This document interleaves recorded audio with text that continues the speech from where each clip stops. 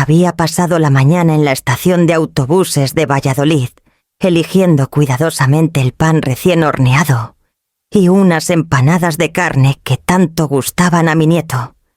Quería darle una sorpresa a mi hija, aparecer sin aviso como antes, con un gesto sencillo de madre que busca un momento de unión. El trayecto hasta Santander se me hizo largo, pero iba alimentando la ilusión de que, aunque últimamente Marla se mostraba distante, la comida casera sería un puente para suavizar las tensiones. Al llegar al edificio respiré hondo. El mar se intuía a lo lejos con ese olor a sal que tanto me recordaba a los veranos en Llanes. Toqué el timbre con la bolsa bien sujeta contra el pecho. Al cabo de unos segundos la puerta se abrió de golpe. Allí estaba Marla, mi hija, con los labios apretados y los ojos chispeando. Una dureza que no reconocí. ¿Por qué vino esa vieja parásita? Aquí no hay lugar. Me gritó tan alto que los vecinos asomaron desde sus puertas entreabiertas. El eco de sus palabras me atravesó como una daga.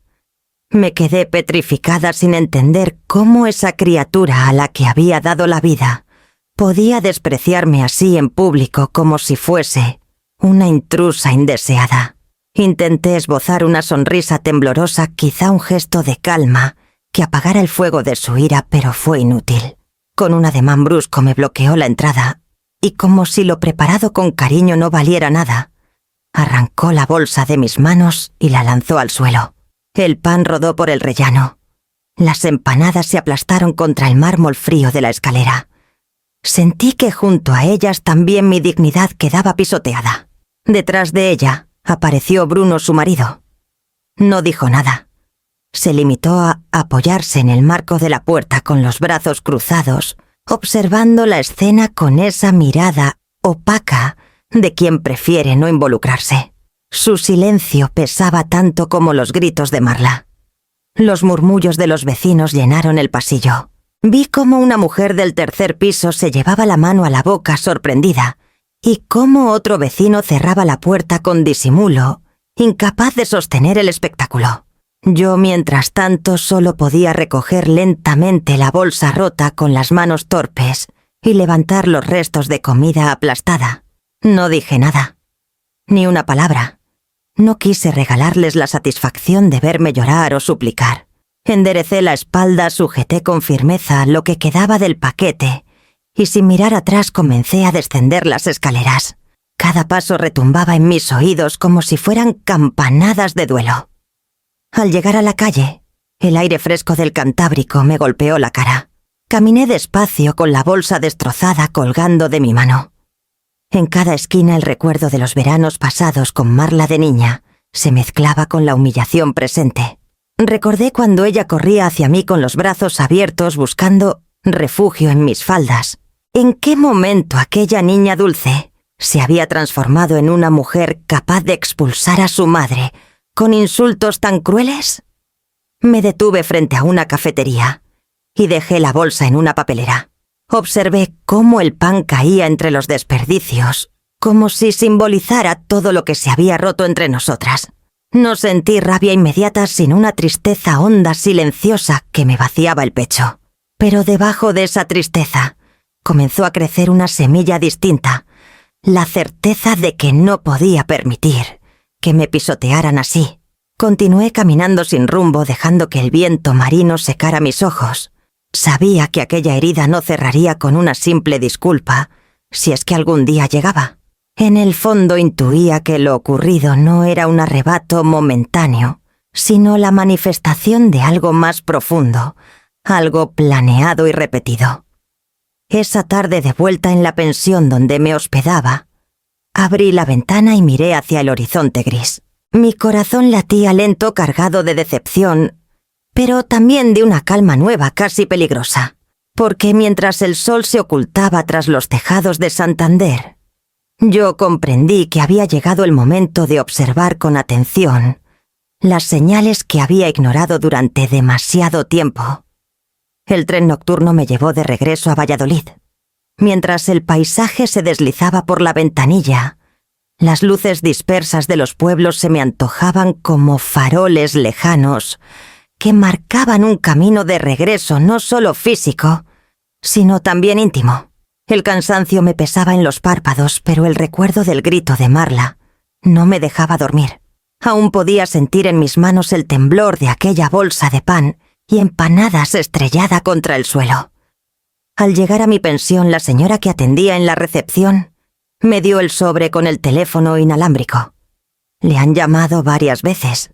Me advirtió. La pantalla mostraba un número conocido, el de Doña Paz, la vecina del barrio donde había vivido casi toda mi vida. Contesté con un nudo en la garganta. «Clementina, hija, ¿estás bien?», preguntó su voz temblorosa. «Lo justo, Paz». «Lo justo», respondí intentando sonar serena. No tardó en soltar lo que parecía tener atragantado desde hacía tiempo. Me contó que en las últimas semanas Marla había dejado caer comentarios en el mercado y en las reuniones del portal. Palabras que al principio parecían simples exageraciones, pero que repetidas se transformaban en certezas inquietantes.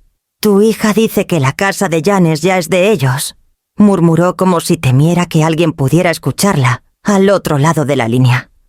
«Que tú apenas la usas y que pronto harán obras para ampliarla». Me quedé muda. El corazón me dio un vuelco. Aquella casa era el refugio que había construido con mis propias manos tras enviudar el único rincón donde aún podía escuchar la voz de mi difunto esposo en el rumor del mar. «¿Y los vecinos?», pregunté al fin con la garganta seca. Algunos se ríen, otros asienten, pero todos lo comentan. «La madre ya está mayor, lo lógico es que pase todo a la hija», dicen. Yo no me lo trago, Clementina. Te conozco. Sé lo que has trabajado para cada ladrillo de esa casa. Guardé silencio unos segundos. Sentí que la herida abierta por las palabras de Marla se convertía ahora en un corte más profundo, uno que alcanzaba mis cimientos. En las horas siguientes recibí otras llamadas, una comadre del barrio, una la amiga de la parroquia, incluso el tendero de la esquina que me había visto crecer. Todos con distintas palabras me transmitieron lo mismo. Marla hablaba como si mi patrimonio le perteneciera, ya como si yo hubiera dejado de contar en la ecuación de mi propia vida. Esa noche apenas pude dormir. Me levanté varias veces, caminé por la habitación de la pensión, repasé mentalmente cada conversación. ¿Era posible que aquel desprecio en la puerta fuese solo un desahogo de ira? No. Había demasiada seguridad en sus gestos, demasiada prepotencia en su sonrisa cuando arrojó la comida al suelo. Al amanecer, mientras desayunaba un café ralo y una tostada fría, abrí mi libreta de tapas azules, aquella donde siempre anotaba mis cuentas. Empecé a escribir lo que había escuchado. Marla dice que la casa ya es de ellos. Menciona reformas. Asegura que mamá ya no necesita tanto espacio. Al verlo por escrito me invadió un escalofrío. Era como juntar piezas de un rompecabezas oscuro que hasta ahora me había negado a mirar de frente. Recordé entonces el brillo extraño en los ojos de Bruno la última Navidad, cuando insistió en que sería bueno reordenar las propiedades familiares. También rememoré la incomodidad de Marla cuando le pedí que me ayudaras a pagar una pequeña reparación en la fachada. Todos esos detalles que había considerado simples roces cotidianos cobraban ahora otro significado. Me quedé mirando por la ventana de la pensión. La calle despertaba con el ruido de los autobuses y los pasos apresurados de los estudiantes universitarios. Yo, en cambio, sentía que despertaba aquí a otra cosa, a la posibilidad de que el insulto de mi hija no hubiera sido un arranque momentáneo, sino la punta visible de un plan mayor, calculado y frío. El viento de Valladolid azotaba los cristales. Cerré la libreta con decisión. Era la primera vez en mucho tiempo que la tristeza comenzaba a transformarse en sospecha, y la sospecha en una fuerza que pedía respuestas. Porque algo me decía que lo ocurrido en aquel portal de Santander no era más que el inicio de una tormenta cuidadosamente preparada. Y yo debía estar lista para afrontarla, aunque eso significara abrir viejas carpetas guardadas en el fondo de mi armario y enfrentar verdades que dolerían más que cualquier insulto. La mañana siguiente la pasé entera frente a mi escritorio, ese viejo mueble de nogal que había heredado de mis padres y que siempre guardó las cuentas más íntimas de mi vida. El aire en la habitación estaba impregnado del olor a papel envejecido y tinta reseca. Sobre la mesa apilé carpetas desordenadas que llevaba años evitando revisar. Aquellas hojas amarillentas eran testigos mudos de mis sacrificios y quizá la única defensa que me quedaba. Abrí la primera carpeta y me encontré con los recibos de los préstamos que le había hecho a Marla. No eran favores pequeños, sumaban miles de euros que yo había ido entregándole en distintos momentos, siempre con la esperanza de aliviar sus apuros y sin pedirle nada a cambio. Cada línea escrita con mi letra, cada fecha marcada en el margen, me devolvía escenas dolorosamente claras. La primera vez que pidió ayuda para cubrir la entrada de su piso en Santander. La ocasión en que aseguró que sin mi apoyo no podrían pagar la guardería de Nico. Los adelantos para vacaciones que nunca disfruté. Respiré hondo. En cada recibo estaba mi confianza y en cada ausencia de devolución su ingratitud. Continué con la segunda carpeta donde guardaba facturas de reparaciones y arreglos. Allí estaban los comprobantes de la fachada pintada, hacía apenas 4 años pagada íntegramente por mí. La instalación de calefacción que Bruno había prometido cubrir, pero que al final salió de mis ahorros. Hasta los pequeños arreglos en el portal y la fontanería todo saldado con mi dinero. Una tras otra las facturas eran ladrillos que yo había colocado en la vida de mi hija sin que ella lo reconociera. Cerré los ojos un instante intentando no dejarme vencer por la tristeza. Y entonces, casi por casualidad, una carpeta más gruesa me llamó la atención. La saqué del fondo del cajón, sacudí el polvo y comencé a hojear. Era distinta, contenía documentos notariales, escrituras de compraventa y recortes de periódicos de subastas. Entre ellos encontré lo que no esperaba, un título de copropiedad del edificio donde Marla vivía. La memoria me devolvió con nitidez aquel día en que años atrás participé en un remate judicial. El inmueble estaba en mal estado, pero bien ubicado en Santander, y lo adquirí junto con un socio, que más tarde me vendió su parte. Nunca lo presumí, ni siquiera se lo conté a Marla. Lo había hecho pensando en el futuro como un seguro silencioso para cuando la vejez me alcanzara. Allí estaba con sello oficial y mi nombre en tinta indeleble, Clementina Aramburu, copropietaria. Me quedé mirando el documento largo rato como si fuese un espejo que de pronto me revelara y situase a otra mujer. No era solo la madre a la que insultaban, también era dueña legal del techo bajo el que Marla vivía con su familia. Sentí una mezcla de alivio y de vértigo. Alivio porque comprendí que no estaba tan desprotegida como había creído la noche anterior. Vértigo porque si Marla se atreviese a proclamar en voz alta que mis bienes ya le pertenecían, ¿qué no haría al descubrir que en realidad era yo quien tenía un poder que nunca imaginó? Guardé con cuidado todos los papeles en un maletín. Cada recibo, cada factura y aquella escritura eran ahora piezas de un rompecabezas que empezaba a dibujar otra realidad. Ya no se trataba solo de dignidad herida, se trataba de derechos de legalidad, de una verdad escrita, en documentos que podían hablar más fuerte que cualquier insulto. Me levanté del escritorio y abrí la ventana. El aire frío de Valladolid entró en la habitación y me despejó la mente. Por primera vez en mucho tiempo, no me sentí una víctima acorralada, sino una mujer con cartas guardadas que aún no había jugado. Mientras cerraba el maletín pensé en Marla, en su prepotencia, en la seguridad con la que me había despreciado frente a todos. Una sonrisa involuntaria se dibujó en mis labios, porque sabía que tarde o temprano tendría que enfrentarse a una verdad incómoda. La casa que ella proclamaba como propia no lo era del todo, y yo tenía las pruebas en mis manos. Con esa certeza me senté de nuevo y me dispuse a organizar los próximos pasos, consciente de que la batalla Apenas estaba comenzando. Abrí el maletín y me quedé mirando los papeles como si fueran fotografías de otra vida. Aquellos recibos, aquellas facturas y la escritura del edificio no eran solo documentos.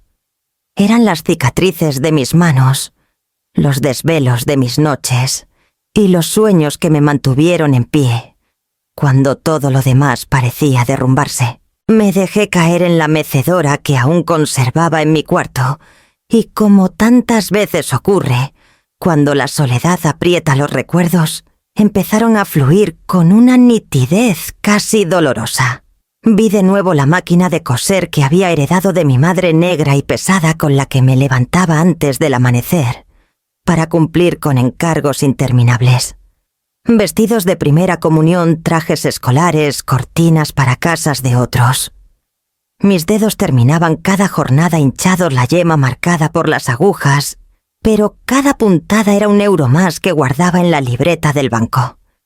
Después de enviudar con Marla apenas adolescente, la costura fue mi salvación.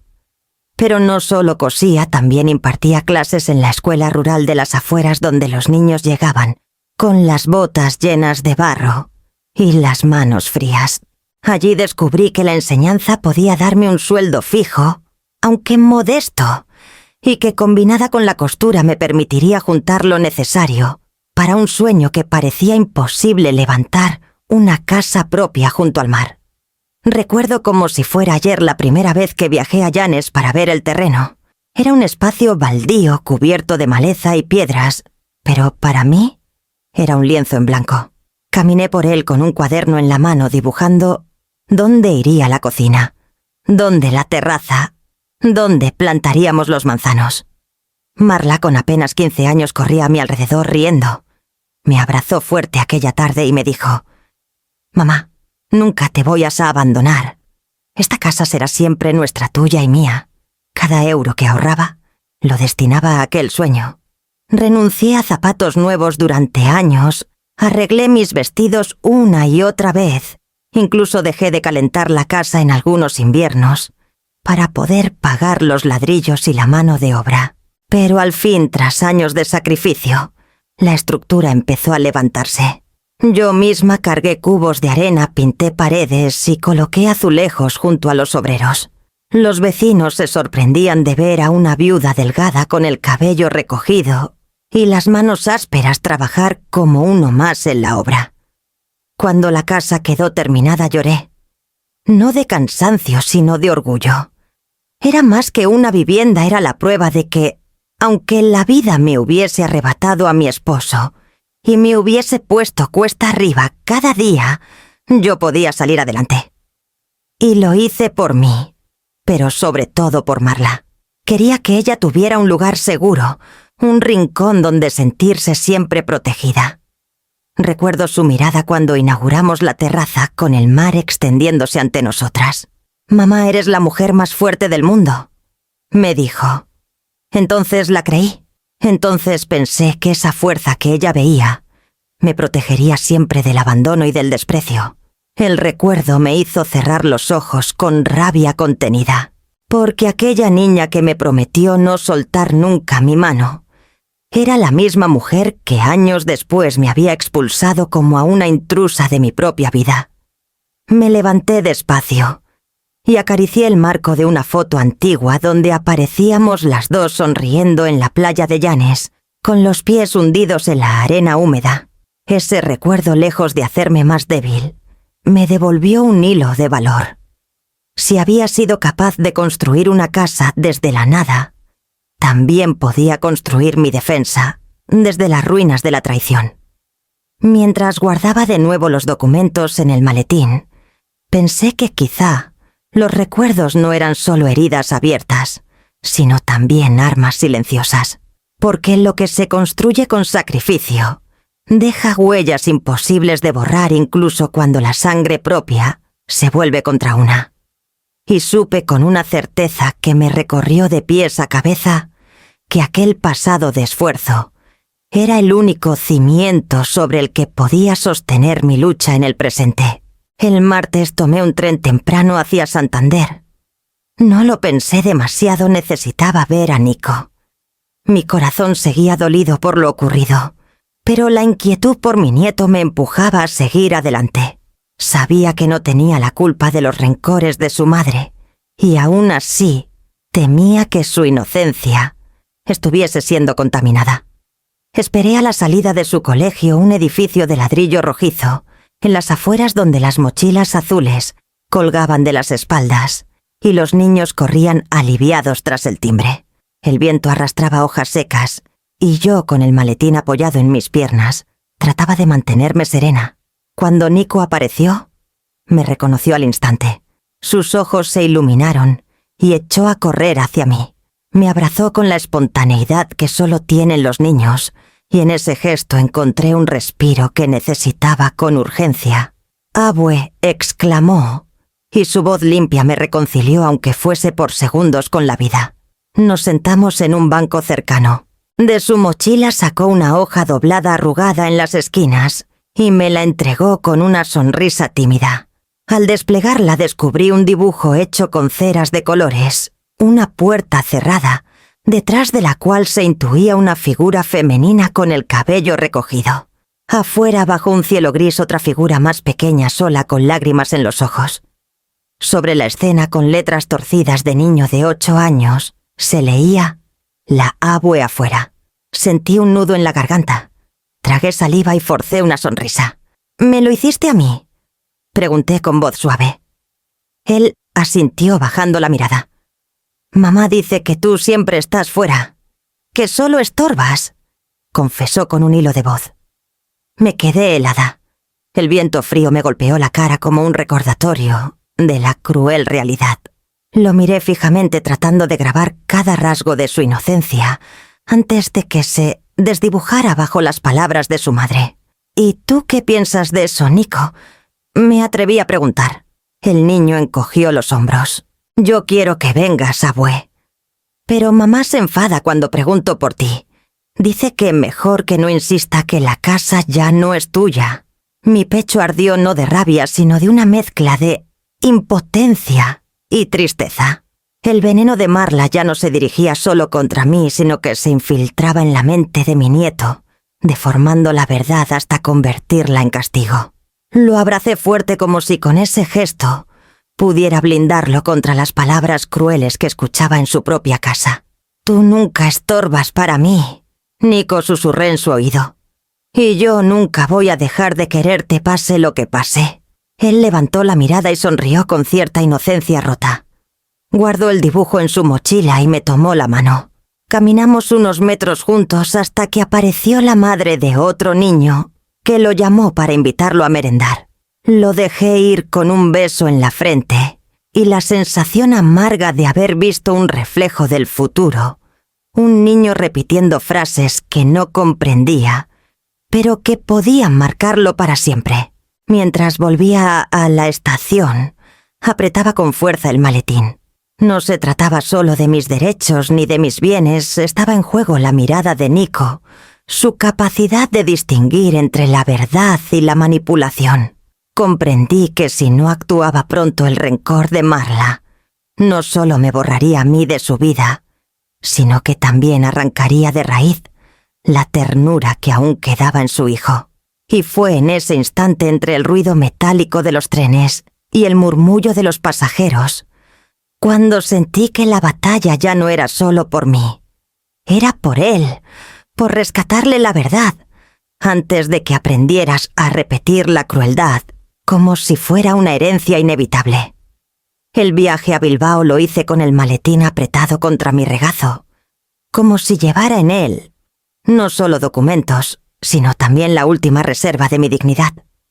Había decidido visitar a alguien en quien intuía aún podía confiar: Itzel Pineda, una de mis antiguas alumnas de la escuela rural, donde enseñé hace ya más de 20 años. La recordaba vivaz, con una inteligencia despierta y una sonrisa que no se dejaba intimidar ni por los inviernos más crudos. Ahora era notaria en la ciudad. El despacho de Itzel estaba en un edificio sobrio del ensanche bilbaíno, con ventanales amplios y un portero que me saludó con deferencia al escuchar mi nombre. Subí en el ascensor con un nudo en el estómago. Cuando la puerta se abrió, la vi de pie esperándome con un gesto cálido que me devolvió, aunque fuera por un instante, algo de esperanza. Doña Clementina exclamó extendiendo los brazos. ¡Qué alegría volver a verla! Su abrazo fue genuino sin esa condescendencia que tanto temía recibir a mi edad. Me ofreció asiento frente a su mesa de roble y enseguida pidió café.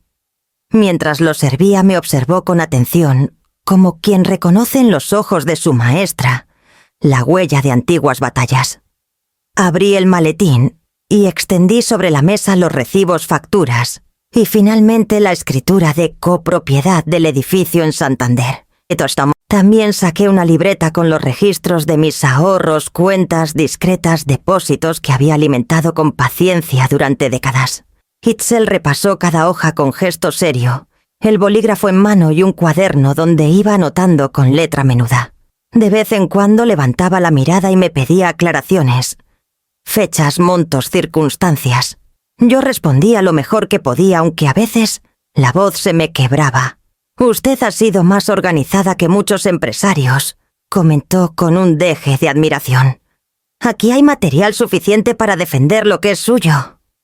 Sentí que un peso enorme se aligeraba apenas con esas palabras. Pero lo que vino después me dejó helada. Al revisar unos papeles vinculados al piso de Santander, frunció el ceño. Tomó varias hojas y las comparó con registros digitales que consultó en su ordenador. «Esto no cuadra», dijo en voz baja casi para sí misma. «¿Qué ocurre, hija?», pregunté inclinándome hacia adelante. Itzel respiró hondo. «Mire, doña Clementina, aquí aparecen 2 hipotecas sobre la misma vivienda. Una está correctamente inscrita, pero la otra...». Alzó la hoja y la golpeó suavemente con el dedo. «Esta tiene avales que no corresponden, firmas que parecen copiadas y un banco de dudosa reputación que figura como acreedor». El nombre de Bruno surgió de inmediato en mi mente. Lo vi con su silencio pesado y su mirada huidiza, mientras Marla me insultaba en aquel portal. Algo en mí se tensó. ¿Me está diciendo que Bruno ha hipotecado la vivienda con papeles falsos?», pregunté la voz cargada de incredulidad y rabia. Itzel asintió con gravedad. «Eso parece.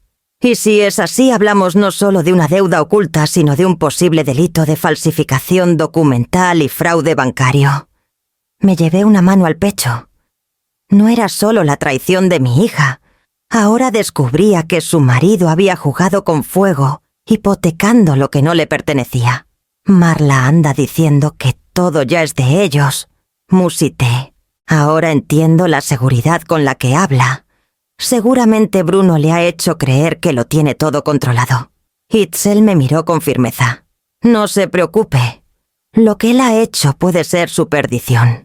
Pero usted, doña Clementina, tiene la verdad de su parte y los documentos originales en regla». Guardé silencio un momento digiriendo cada palabra. Afuera la lluvia fina golpeaba los cristales como un murmullo persistente que acompañaba mis pensamientos. Me di cuenta entonces de que sin proponérmelo había dado un paso crucial. Ya no estaba sola.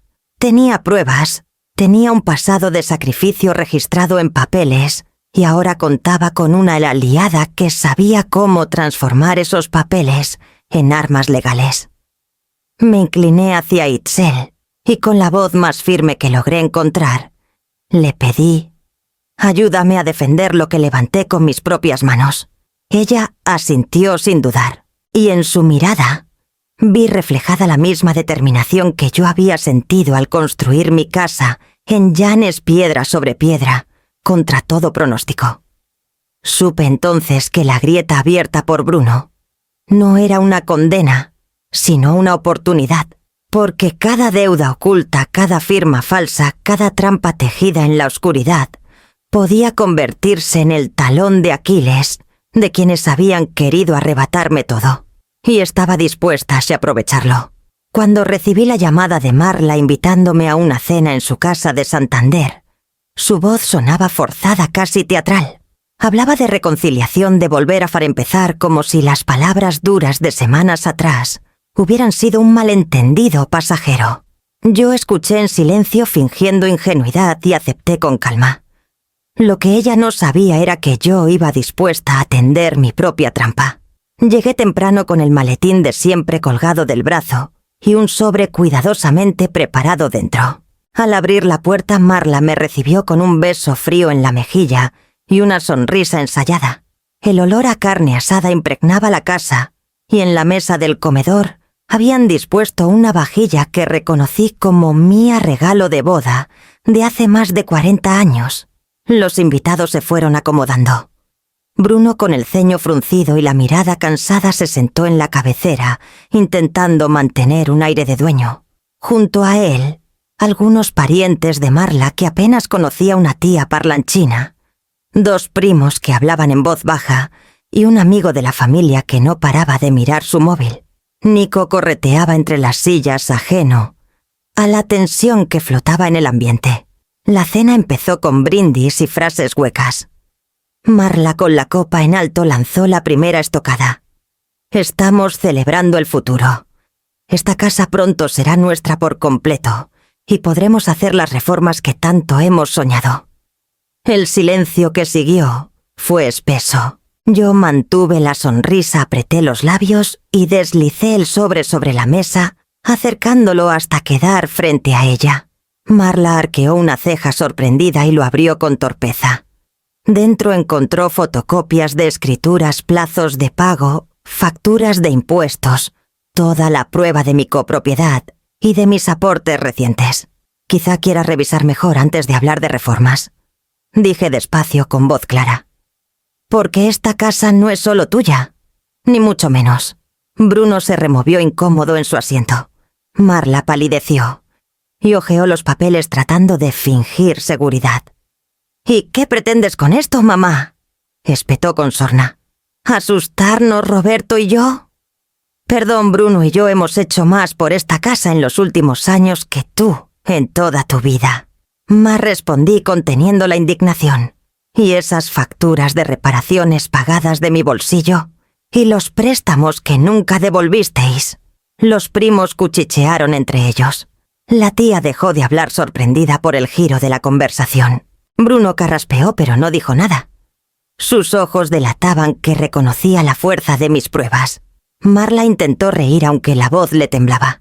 De verdad, mamá, no entiendo por qué te aferras tanto. Ya estás mayor. Déjanos manejar las cosas. Tomé aire y la miré fijamente.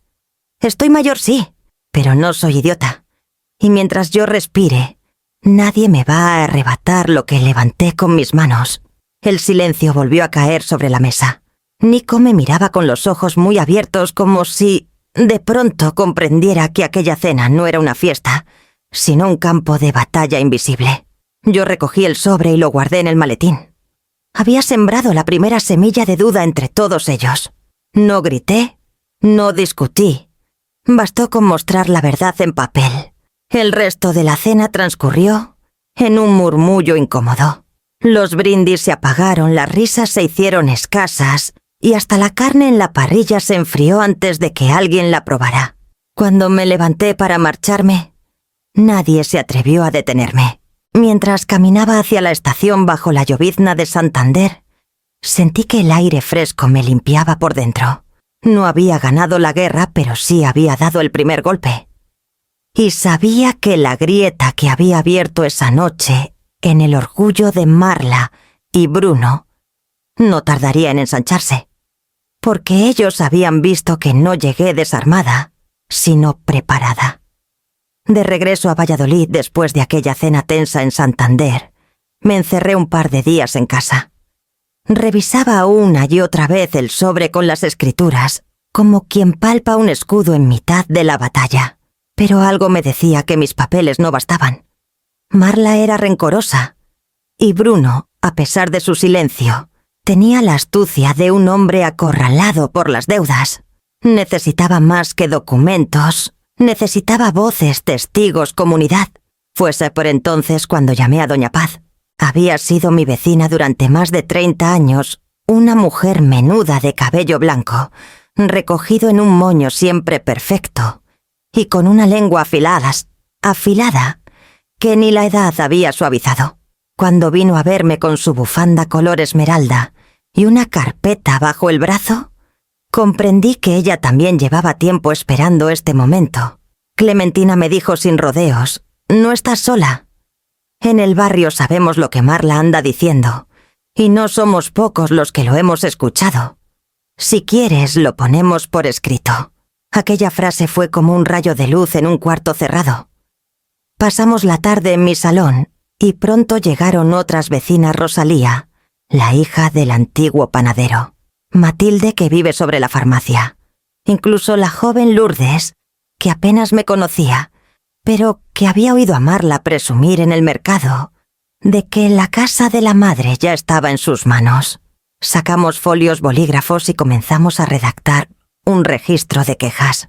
Una tras otra fueron plasmando lo que habían visto y oído las discusiones de Marla en plena calle, los comentarios ofensivos sobre mi edad, los rumores sobre supuestas deudas que en realidad eran préstamos míos, jamás devueltos, incluso insultos que habían salido de su boca sin pudor. Doña Paz, meticulosa como siempre, se encargó de fechar y firmar cada testimonio. «Esto tendrá peso», Clementina decía mientras ajustaba sus gafas.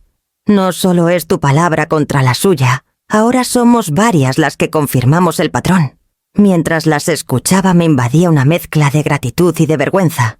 Gratitud porque no me habían dejado caer en el silencio.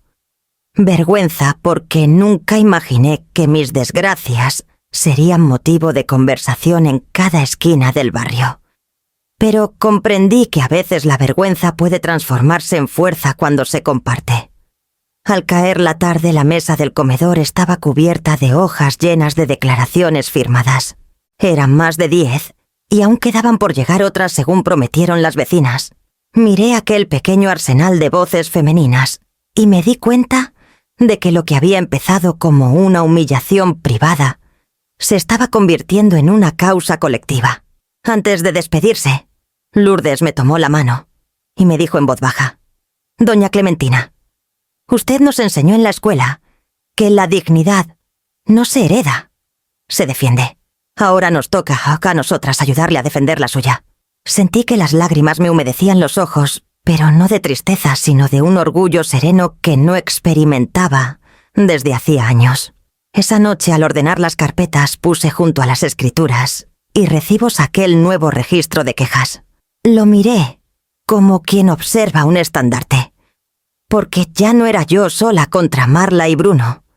Ahora había un comité vecinal, un frente moral, que les quitaría el disfraz de respetabilidad que intentaban mostrar. Me acosté tarde con el corazón encendido. La casa estaba en silencio, pero dentro de mí resonaban las voces de todas esas mujeres que habían firmado a mi favor. Y comprendí que lo que antes había sido un insulto dirigido a mí se había transformado en un agravio compartido por toda una comunidad. La diferencia era abismal. Una madre sola podía ser pisoteada, pero una comunidad, jamás. La carta llegó una mañana de lluvia en un sobre oficial con sello judicial. Marla la abrió con desgana sin sospechar lo que contenía. Apenas leyó las primeras líneas, un grito desgarrador llenó el salón. El papel temblaba en sus manos, las palabras notificación y desalojo ardían como brasas que amenazaban con reducir a cenizas su prepotencia. «Esto es una farsa», rugió golpeando la mesa con tanta fuerza que las copas vibraron, y una cayó al suelo hecha añicos. «Esa vieja jamás logrará nada contra mí». Bruno entró al salón sobresaltado. Sus ojeras delataban noches sin dormir, y el ceño arrugado lo convertía en un hombre envejecido antes de tiempo.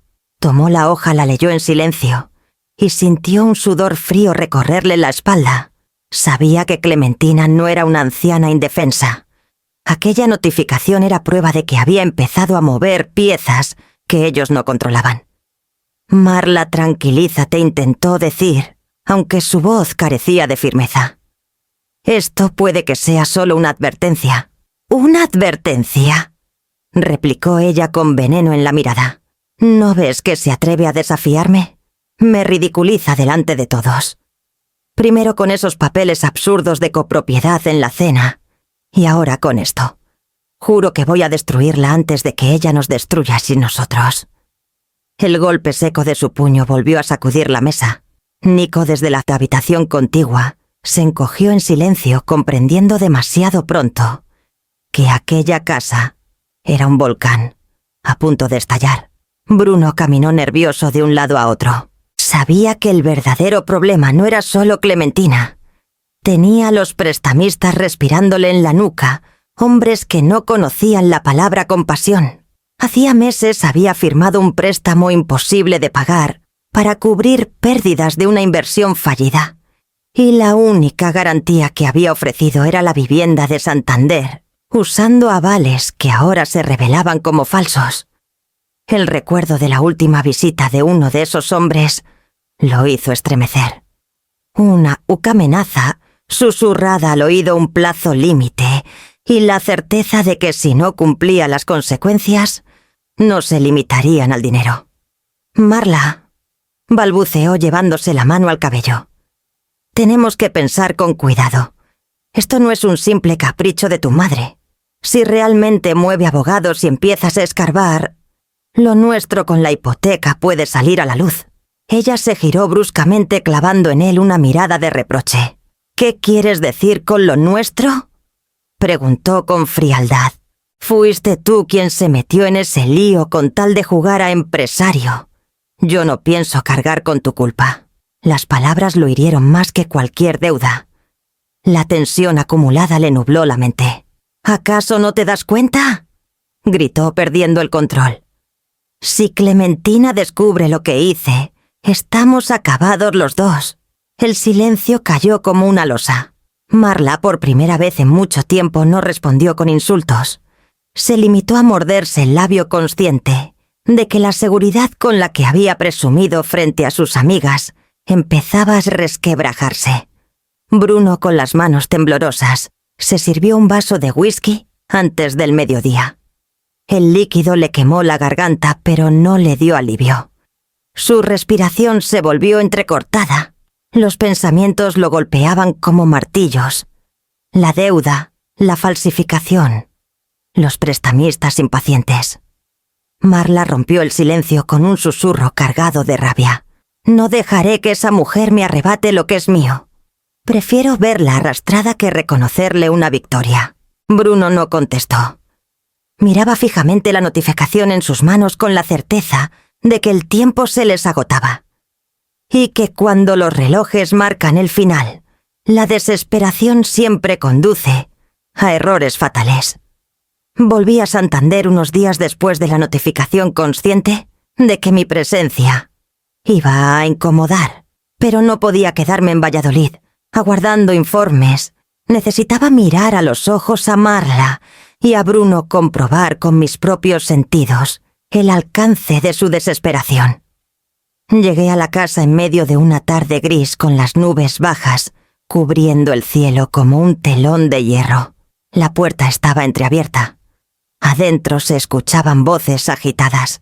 Crucé el umbral con paso firme y me encontré con Marla y Bruno discutiendo a gritos en el salón. La notificación de desalojo yacía arrugada sobre la mesa, como si fuese un animal muerto. «Esto es culpa tuya», vociferaba Marla. «No supiste cubrir tus deudas y ahora nos arrastras a todos. Cállate ya», replicaba Bruno con el rostro enrojecido. «Si no hubieras provocado a tu madre con esas humillaciones públicas, nada de esto habría escalado». Me detuve en el marco de la puerta. Ellos me vieron, pero nadie me ofreció asiento ni saludo. Entonces, desde el pasillo apareció Nico con su cuaderno de dibujos bajo el brazo.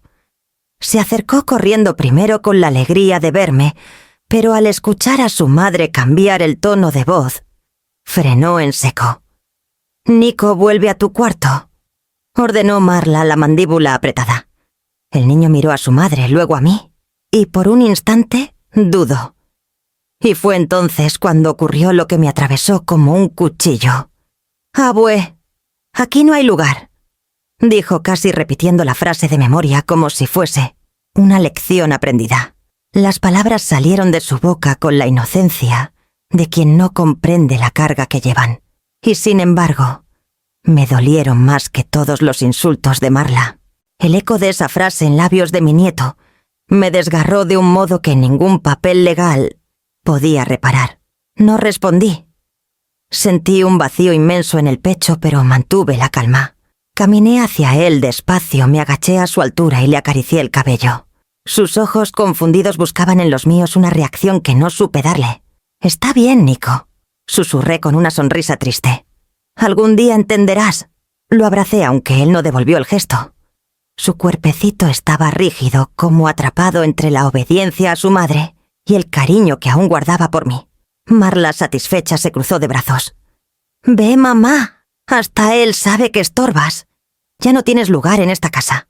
El veneno de sus palabras se me clavó en la piel, pero me mantuve erguida. No iba a regalarle la imagen de una anciana derrotada.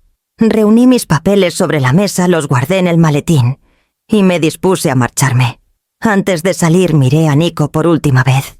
Estaba de pie en el pasillo mordiéndose el labio, como si presintiera que había hecho algo mal.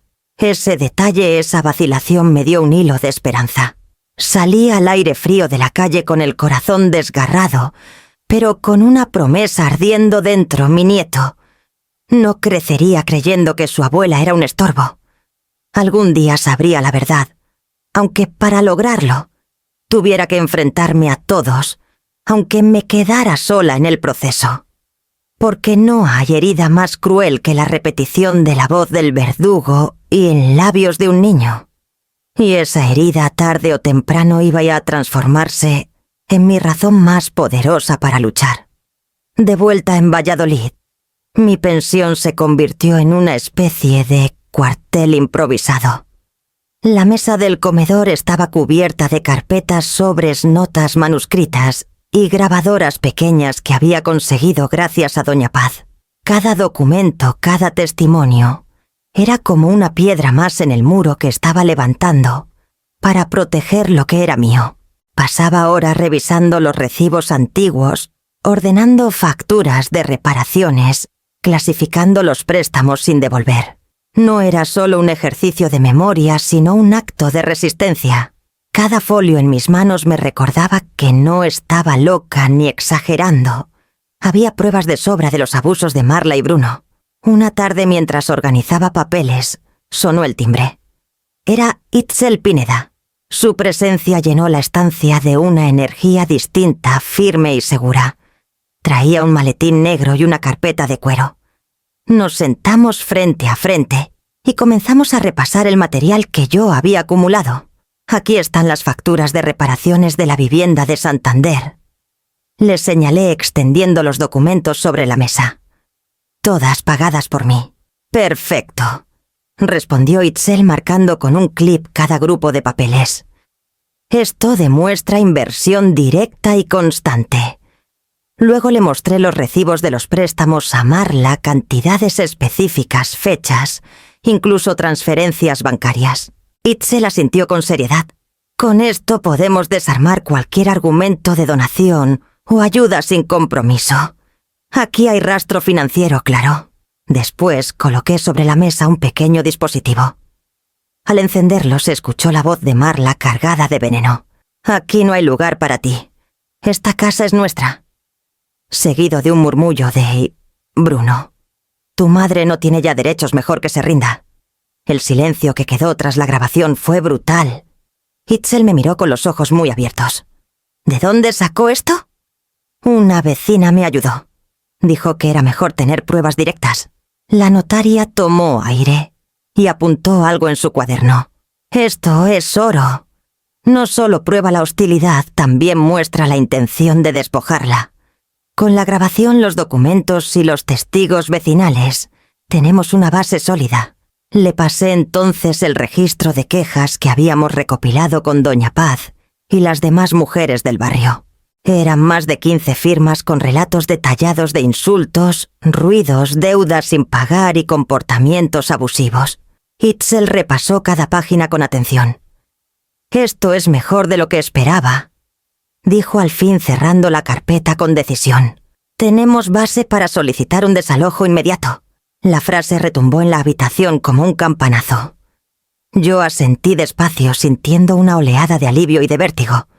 Durante meses había soportado humillaciones, insultos y desprecios. Ahora por primera vez la justicia parecía al alcance de mi mano. «Será duro», añadió Itzel con voz serena. «Marla reaccionará con violencia, y Bruno con sus deudas puede ponerse aún más agresivo. Pero la ley está de su lado, Clementina. Si usted está dispuesta a soportar el desgaste, yo la acompañaré hasta el final». Me quedé en silencio unos segundos. Miré el maletín cerrado y recordé el rostro de Nico pronunciando aquellas palabras que no eran suyas, sino de su madre Abue. Aquí no hay lugar. Ese recuerdo me dolió, pero también me dio la fuerza que necesitaba. Itzel le respondí con firmeza. «Llevo toda una vida peleando contra lo que parecía imposible. No voy a detenerme ahora». Ella sonrió con respeto como cuando una alumna reconoce que su maestra le ha dado la lección definitiva. Aquella noche me acosté tarde exhausta, pero tranquila. El plan estaba trazado, documentos listos, testigos dispuestos, grabaciones preparadas. El reloj ya avanzaba hacia el momento en que la ley tocaría a la puerta de Marla. Y yo quería estar allí, para verla caer bajo el peso de la verdad. El amanecer en Santander llegó cargado de humedad y un silencio extraño. Me desperté con el presentimiento de que aquel día quedaría grabado para siempre en mi memoria. Me vestí con mi mejor traje gris, el mismo que había usado años atrás en la inauguración de la casa de Janes, y tomé el tren con el maletín apretado contra mi regazo. Dentro llevaba no solo los documentos, sino también el peso de toda una vida de sacrificios. Cuando llegué a la vivienda de Marla, la calle ya estaba revuelta. El murmullo de los vecinos se mezclaba con el ruido de coches estacionados. Frente al portal aguardaban Itzel Pineda, impecable en su traje oscuro, y dos agentes de policía con expresión seria. Uno de ellos sostenía la orden judicial en la mano con el sello del juzgado estampado en rojo.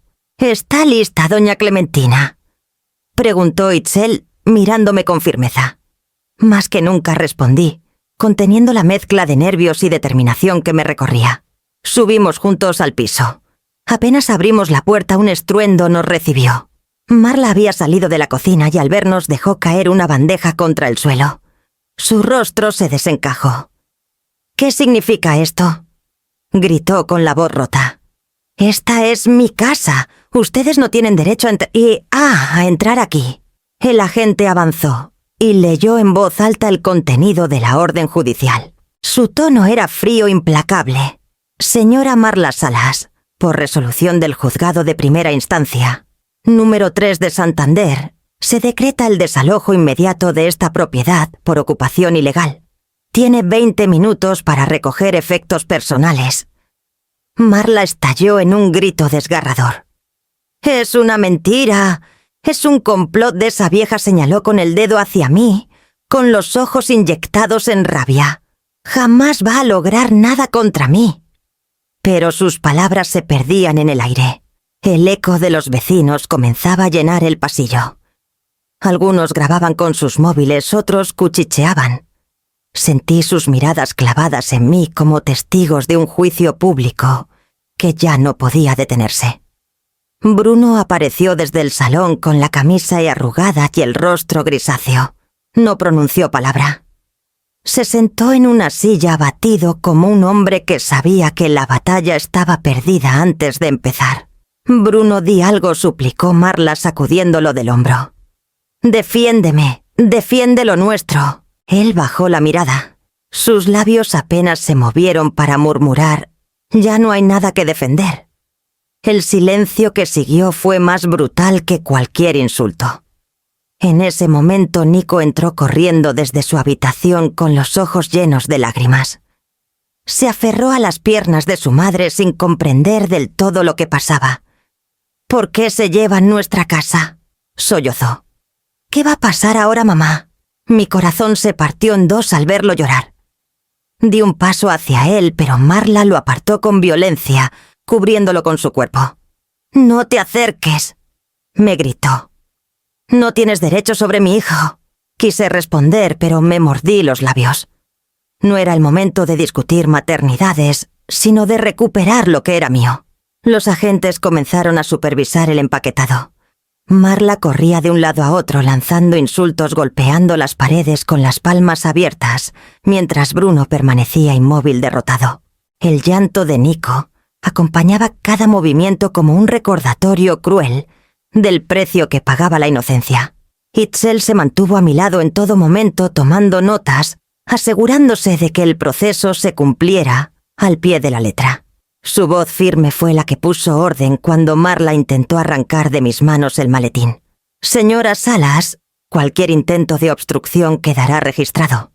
Le recomiendo mantener la calma», dijo mirándola a Kishu a los ojos con una serenidad que solo aumentó la rabia de mi hija. La escena se volvió un espectáculo público. Desde las ventanas de enfrente, vecinos grababan con sus móviles. En el portal se escuchaban murmullos. «Tanto presumir. Y mira cómo terminan». La señora Clementina tenía razón. No estaba loca. Marla, al escuchar los comentarios, se derrumbó.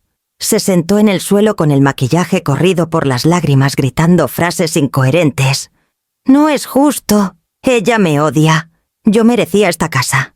Yo la observaba en silencio. No había odio en mi mirada, solo una tristeza honda y la convicción de que la justicia, aunque tardía, había llegado. Cuando los agentes dieron por finalizado el desalojo, uno de ellos me entregó las llaves con un gesto solemne. «Señora Clementina Aramburu, la vivienda vuelve oficialmente a su posesión».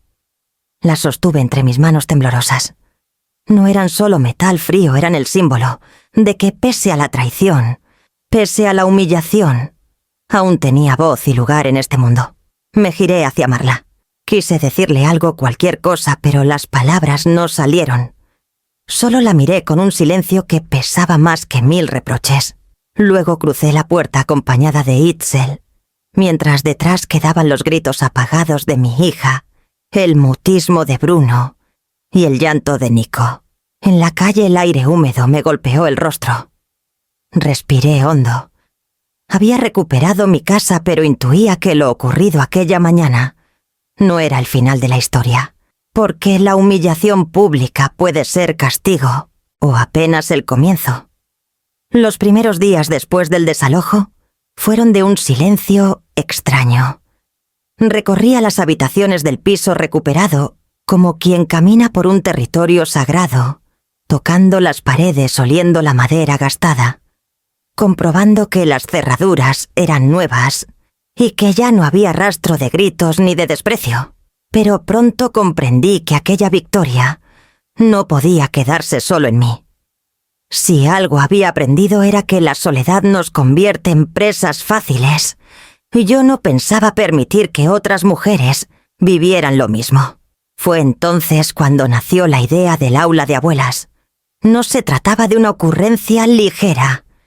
Quería transformar mi piso en un lugar de resistencia y aprendizaje, donde las mujeres de mi generación pudieran reunirse, compartir experiencias y armarse de conocimientos prácticos. La primera en apoyarme fue, cómo no, Doña Paz. Se presentó un martes con un paquete de galletas y un cuaderno nuevo.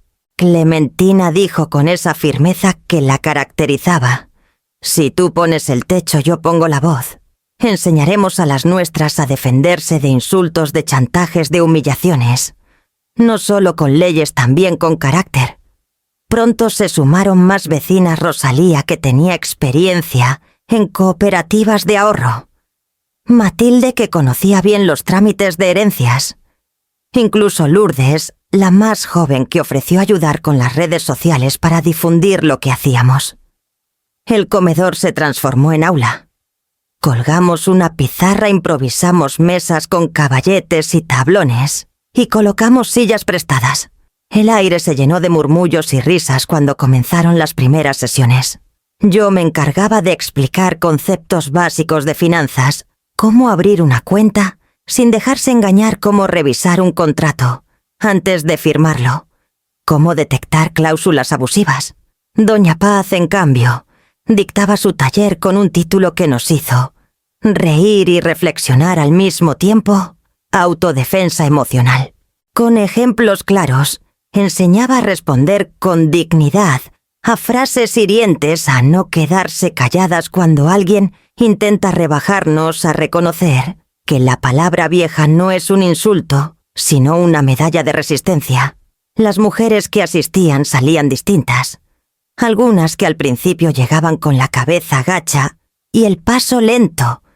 Al cabo de unas semanas reían en voz alta, discutían con energía, se animaban a contar historias que antes habían guardado en silencio. Un día, mientras escribía en la pizarra las palabras dignidad y conocimiento, escuché a una de ellas decir: «Gracias a usted, Clementina, siento que no estoy sola». No pude evitar que se me humedecieran los ojos, porque ese en el fondo era el verdadero triunfo, que la venganza contra Marla y Bruno no se limitara a un desalojo, sino que se transformara en un poder colectivo, capaz de cambiar vidas. El aula se convirtió en un faro, y sabía que tarde o temprano Marla y Bruno escucharían hablar de lo que allí ocurría. Tal vez les dolería comprender que su derrota alimentaba mi victoria, y que esa victoria ya no era solo mía, sino de decenas de mujeres que se levantaban juntas. Y en ese eco, en ese murmullo creciente de voces femeninas que aprendían a defenderse, yo encontré una paz distinta, la certeza de que el dolor había valido la pena, porque había florecido en fuerza compartida. Ahora me pregunto, ¿qué sentirán Marla y Bruno cuando vean que la humillación que intentaron sembrar en mí se convirtió en la semilla del triunfo de tantas otras? Era una tarde de domingo, y en el aula de abuelas estábamos terminando una sesión sobre cómo leer extractos bancarios cuando sonó mi teléfono. El número en la pantalla me hizo dudar. Era el de Marla. Por un instante pensé en no contestar, en dejar que la voz del buzón recogiera lo que seguramente serían reproches. Pero algo en mi interior me obligó a deslizar el dedo y contestar. «¡Mamá!», dijo ella con un hilo de voz irreconocible. «Necesito hablar contigo». La escuché respirar entrecortado como si hubiera llorado antes de marcar. Su tono no era el de la mujer altiva que me había llamado parásita delante de todos, sino el de alguien arrinconado por la vida. «¿Qué pasa, Marla?», pregunté con frialdad. Estamos en problemas. Bruno debe dinero a prestamistas. Nos llaman de madrugada, golpean la puerta. No tenemos cómo pagar. Los niños tienen miedo». Su voz se quebró. «Por favor, mamá, ayúdanos». Cerré los ojos un segundo. Aquella súplica me atravesó como un cuchillo, pero recordé las lágrimas de Nico, repitiendo «aquí no hay lugar», y la rabia contenida en cada insulto. No podía ceder a la primera lágrima. «Si quieres ayuda», respondí despacio. «Será bajo mis condiciones». Se hizo un silencio tenso. Escuchaba su respiración nerviosa. «¿Qué condiciones?», preguntó al fin. «Primero, terapia. Tú necesitas enfrentar tu ira y tu desprecio. No habrá futuro mientras sigas humillando a los demás para sentirte fuerte. Segundo, una disculpa sincera a Nico. No volverás a usarlo como escudo ni a llenarle la cabeza de veneno contra mí. Y tercero, un plan laboral. Se acabó vivir de préstamos y promesas vacías. Encontrarás un empleo estable o levantarás un negocio, pero con esfuerzo real». Marla rompió a llorar. «Mamá, no sé si puedo. Nunca he sabido hacer nada más que acompañar a Bruno». «Pues es hora de aprender», dije con voz firme pero serena. «O cumples estas condiciones o no cuentes conmigo». Durante unos segundos solo se escucharon sus sollozos. Luego, como si intentara recuperar la dignidad perdida, susurró: «Prometo intentarlo. Lo juro por mis hijos». Mi corazón se suavizó apenas. Tal vez, pensé, había un resquicio para la esperanza. Pero entonces oí una voz brusca al fondo. Bruno había entrado en la habitación y le arrebató el teléfono. «¿De verdad le estás mendigando a esa vieja?», escupió con desprecio. «Siempre igual, poniéndonos condiciones como si fuera la reina. No necesitamos su caridad. Podemos salir de esta a nuestra manera. «Bruno, cállate», le gritó Marla luchando por recuperar el aparato. «No entiendes nada». «Claro que entiendo», respondió él con un tono venenoso. «Si aceptas sus condiciones, pese a tenernos bajo su control. No se trata de disculpas ni de terapia. Marla, se trata de que quiere vernos de rodillas». El teléfono se cortó de repente, dejándome con un pitido frío en el oído. Me quedé sentada en silencio con el aparato en la mano. Había visto demasiadas veces esa dinámica, ella implorando, él envenenando cualquier intento de redención. Me asomé a la ventana. El atardecer tiñendo Valladolid de tonos rojizos me recordó que algunas batallas no se ganan en un día. Había puesto las cartas sobre la mesa. Ahora la decisión no era mía, sino de Marla. ¿Cumplirá con las condiciones o volverá a refugiarse en la mentira? La mañana de la inauguración amaneció clara con un sol que parecía querer bendecir el esfuerzo de tantas manos reunidas. En el antiguo piso, aquel que recuperé tras la batalla legal, las paredes recién pintadas desprendían olor a esperanza. Sobre la entrada colgaba un cartel sencillo: Fondo Aramburu, dignidad y defensa para mujeres mayores. No era un título grandilocuente, pero cada palabra estaba cargada de historia y de lucha. La prensa local había aceptado mi invitación. Llegaron fotógrafos con cámaras colgando del cuello, periodistas con libretas dispuestos a captar titulares, e incluso una cadena regional instaló un trípode con micrófono. El murmullo de las vecinas llenaba el aire. Doña Paz, impecable con su moño y sus gafas, daba instrucciones como si fuera la anfitriona. Rosalía organizaba los folletos de los talleres, y Lourdes, con su móvil, transmitía en directo para quienes no podían asistir. Me coloqué frente al atril improvisado. Respiré hondo y abrí la carpeta con mis notas. No me hacía falta leer, pero quería mostrar la seriedad del acto. «Hoy no inauguro un fondo para mí», dije proyectando la voz con firmeza. «Hoy sembramos un lugar para todas las mujeres que fueron llamadas viejas inútiles, estorbo. Aquí tendrán herramientas, aquí tendrán voz». Un aplauso cálido me envolvió, y por un momento creí que ese sería el recuerdo que quedaría grabado, un inicio digno, una celebración serena. Pero entonces la puerta del salón se abrió con un chirrido y el silencio se hizo pesado. Marla entró. Vestía un abrigo rojo demasiado llamativo para la ocasión y llevaba el rostro maquillado en exceso, como quien intenta ocultar noches de llanto. Sus ojos buscaron los míos con una mezcla de desafío y súplica. Los murmullos se esparcieron por la sala. Algunos periodistas giraron sus cámaras hacia ella de inmediato. «Mamá», dijo en voz baja, pero lo suficiente para que se escuchara. «He venido a ti a apoyarte». Un nudo me apretó la garganta. Aquella frase, que en otras circunstancias habría sido un bálsamo, sonaba a estrategia. Sabía que Bruno estaba acorralado por deudas y que ella buscaba una vez más lavar su imagen en público. Pero yo ya no era la mujer temerosa que recogía insultos en silencio. Con calma levanté la mano y pedí al presentador que me pasara el micrófono. Caminé unos pasos hacia Marla.